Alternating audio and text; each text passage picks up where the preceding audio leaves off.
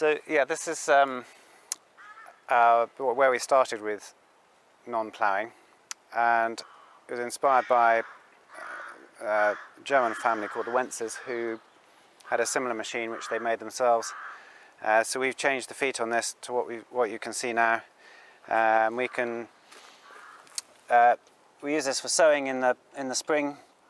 It hoes off all the weeds that are left after cultivating, and then the seed is effectively broadcast underneath a blanket of soil that's lifted up by these. Broadcast the seed, and then the soil drops back down on top of the seeds.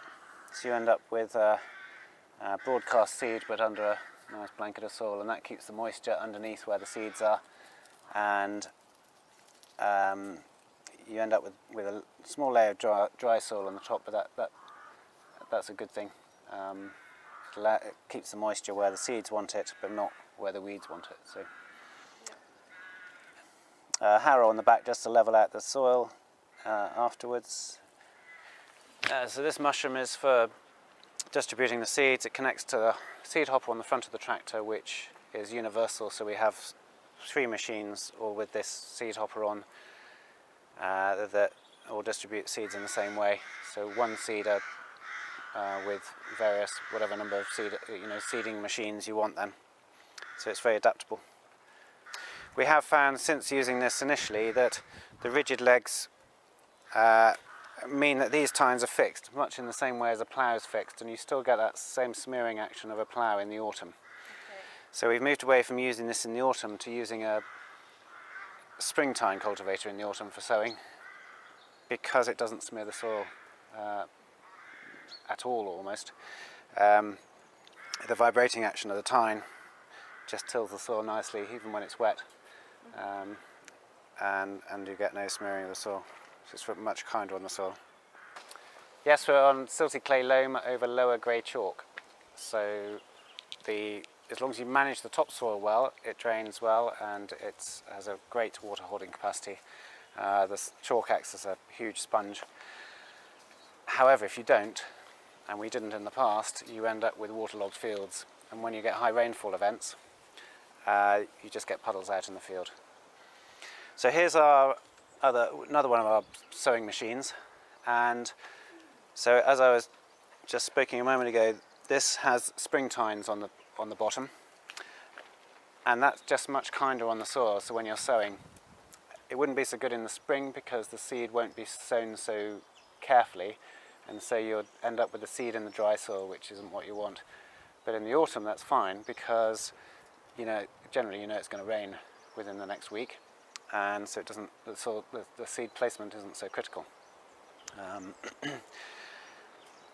These don't actually have the seed pipes on at the moment, so you can't see we've just taken them off for the spring cultivations. But normally, much like the blue machine, there's this different pipe, one of these pipes. We'll borrow this one for a minute. So this will normally go down behind here, and much like the other machine, you broadcast the seed underneath. However, on this machine, rather than just broadcasting the seed like the other one, where you get the broadcasting effect underneath the soil, this one, we actually distribute the seed in front of the cultivator as well, and so you get a broadcasting before the cultivator. The cultivator comes along, mixes the soil up with the seed, and you get actually 3D broadcasting. So also in the depth of the soil and horizontally. So the purpose for that is to try and fill the soil profile, or that's been cultivated anyway, with seed, to try and stop some of the weeds germinating. Because if you fill the soil with roots already, germination will probably stop on the other on the weed seeds around. So that's the theory anyway. We like to shut the gate and wait, come back at harvest time. We do use biodynamic preparations, so that'll be two passes with a sprayer, and actually it's a good opportunity to see how the crop's progressing during the year. The other time is under sowing pasture, so we'll go back in with a harrow comb and tickle in some pasture seeds, diverse ley mixture. But otherwise, no, the idea is not to go back and weed. because it's just increased cost, which we don't want to have. So we want to try and create a system that doesn't require further weeding, because that just becomes very expensive. So if we're getting a problem, we're trying to adapt the system and to avoid that, really. There's a phrase from the States which is called many little hammers, and I like that idea. So there's no one technique which really covers weed control. There's many different things.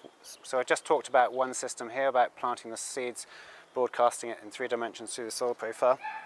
So that's great for weed competition. We also use leys in the rotation. Have a rotation, we plant spring and autumn crops to diversify the cropping. Under-sowing is a great tool in the system for preventing weed control, especially at the end of the rotation when you're likely to have more weeds. By under-sowing the pasture into the cereal crop or bean crop, that prevents weeds from growing largely. What other methods do we have? We do use hand weeding where it's possible. We didn't for a long time, and then I've regretted it because we ended up with a lot of wild oats in some fields, and so that takes much more managing. Having whole crop silage is a very useful technique in winter cereals. So if you're not expecting a wild oat problem or weed problem in a field, and you get one, and then you can take a whole crop silage, it's useful food, saves taking silage or hay from a ley. So we can use the crop in a different way than we'd planned to, but you can have a very successful weed control at the same time. One other point about the tractor, while we're next to the tractor, is we only use 4-cylinder tractors now. We used to have 200 horsepower plus tractors when we were ploughing. We're pretty much half the size and weight of the tractor since then. This is a 4-cylinder tractor, about 140 horsepower. We have another one a bit similar. And that, if you're not damaging the soil, you don't need to repair the soil. And that's really the principle behind that, trying to damage the soil as little as possible so we don't have to go back and repair it again afterwards. Cultivating, as opposed to ploughing, requires less horsepower. You might have to do it more often, but actually you get more opportunities, you cover more ground, and so it actually becomes more effective from a weed control point of view. The one tool which we have, which is very heavy, of course, is the combine harvester.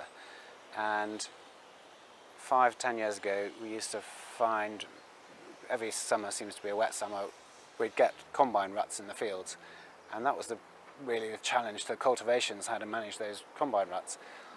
I was talking about this a few months ago to someone, and I suddenly realised that we're not getting that problem anymore. The combine isn't making the ruts it used to.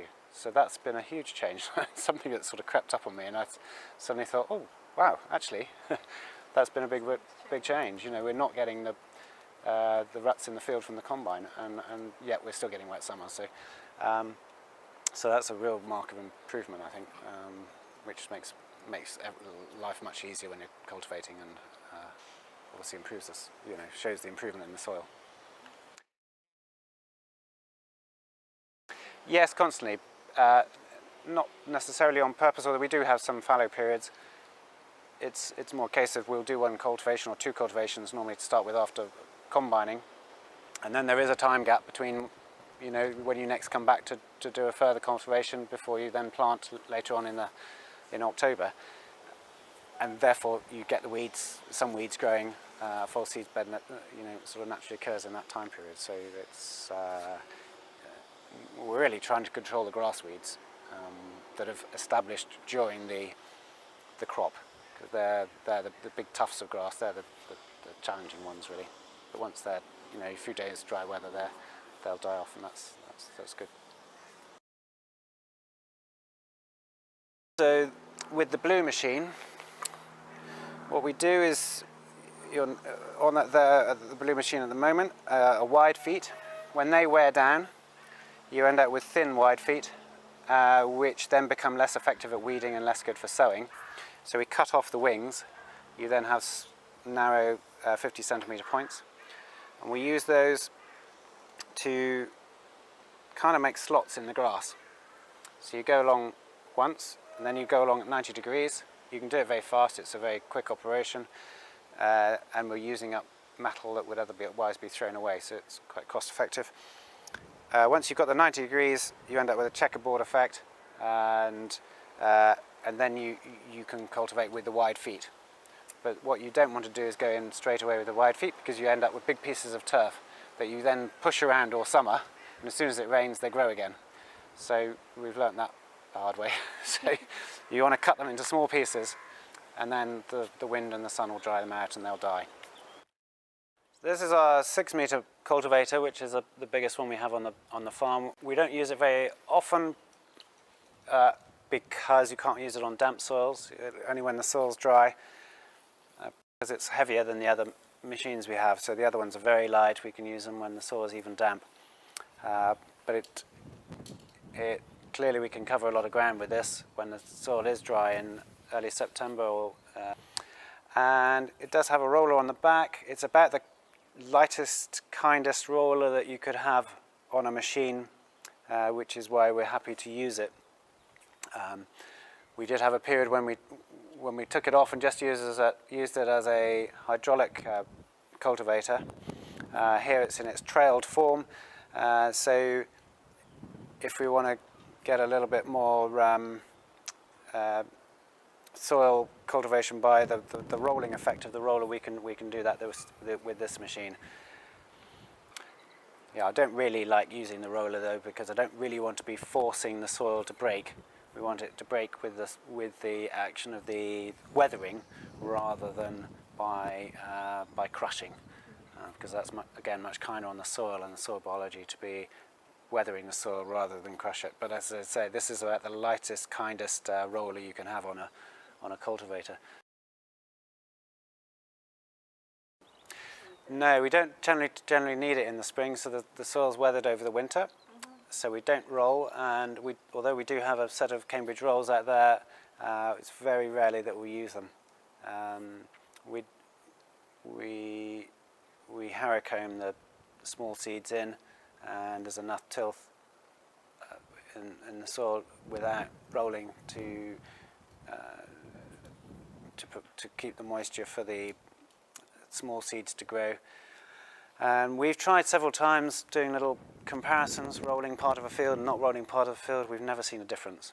So I don't see, if you remember those little experiments you did in science lessons at school with germinating seeds, all the seeds need a moisture and warmth, and some weeds need stimulation of light, but generally the crops we grow don't need that sort of stimulation. It's moisture and warmth. That's what you need. So seed beds are about retaining moisture, and warmth's obviously provided by the sun. So if you don't dry your seed bed out with too much cultivating, and you don't plough it when it's too dry, so you're not losing the moisture from ploughing, we find we've got plenty of moisture, and so as long as the seed's in the moisture and not on the surface, the seeds will grow, so you don't need to roll.